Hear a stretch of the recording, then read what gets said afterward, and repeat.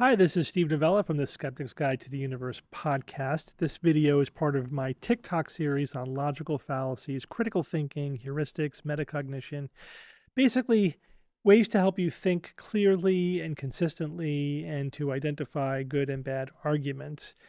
What I wanted to talk about in this video is the need to examine your premises and the role of premises in an argument. Now, when we're talking about logical fallacies, the logical fallacies I'm discussing in these videos are informal logical fallacies. But logic is part of an argument, and an argument doesn't mean you're fighting with somebody. It just means it's a statement that has premises and a conclusion, right? So you're saying, I think this because of this reason, that you're making an argument.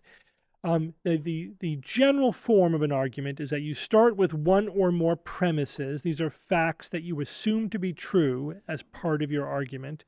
Then you have some kind of logical connection, and then that leads you to a conclusion. Most of the time, we're examining whether or not that logical connection is valid. But we shouldn't forget the premises. The premises have to be true as well. Now, the specific term we use when an argument is cromulent, right, is that the argument is sound. A sound argument means that the conclusion pretty much must be true. And that means that the premises are true and the logic is valid. So if you have true premises and valid logic, your conclusion must be true and the overall argument is sound. So how do we know if the premises are true? Well, obviously you have to identify what the premises are, and you have to, evaluate the evidentiary basis of those premises. So obviously I can't tell you for every argument you could possibly make whether or not the premises are true or not, and it's just a matter of knowing what the premises are, I think, is the most important part. People make arguments without thinking clearly about the premises. They don't realize what those premises are. So we would call that an unspecified or unstated major premise, right? You're making an argument without stating specifically that you have a premise, but that argument is dependent on the premise. Or you're stating a premise that we cannot accept as true, or the premise is maybe the very thing that we're arguing about, right? That we are disagreeing about. You can't use your conclusion as a premise. You can't use something that is controversial as a premise. You can't use something that is not generally accepted as true as a premise. If you do, then you have to state it explicitly. And often we'll say this is a hypothetical argument, right? Let's say hypothetically, if this premise is true, then at least let's say what the logic leads us to, what conclusion. But you're acknowledging that we don't know if the premise is true. We're just taking it as a hypothetical that the premise is true. So make sure you properly identify all premises. You accurately state what the state of that premise is. Is it a non-controversial, well-established fact? Is it an unknown? Is it an opinion? Is it a controversial fringe claim? Or is it just part of the conclusion? I'm cycling back into a premise.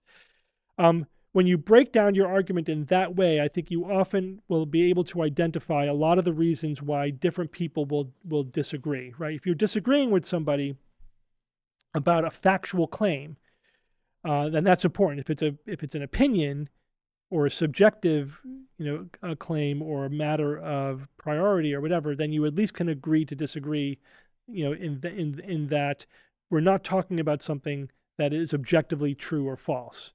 We're talking about an opinion or some kind of subjective assessment, and people can disagree about that. But if it's a factual statement, right? If you're saying that I can conclude this factual statement, then you have to use a sound argument.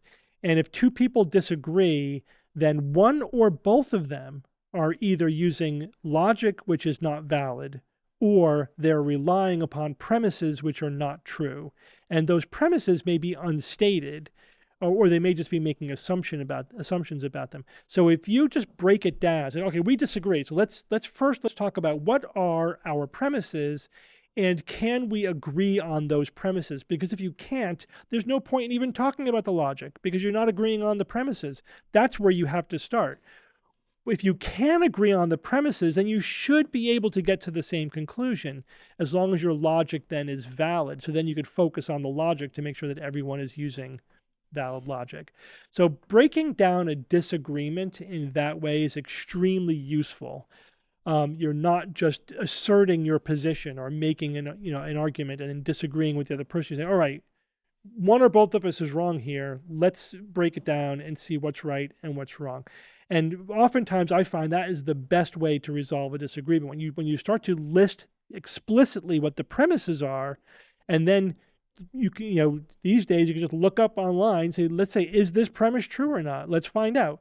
And then once you have a set of facts that you can agree on, usually things go much better from there. Then you have at least a chance of reaching some kind of an agreement. Or you may conclude that neither of us know.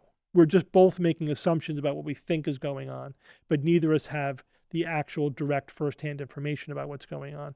So then you at least know you're never going to resolve your disagreement unless you're able to resolve the differences in your premises.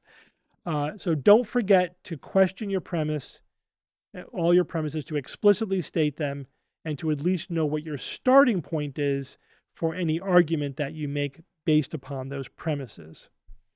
Hey, if you like this TikTok video, if you like our other TikTok videos, you may want to check out the Skeptics Guide to the Universe podcast. It's released every Saturday on iTunes and all of your favorite podcast curating software and apps. Go to theskepticsguide.org to check it out.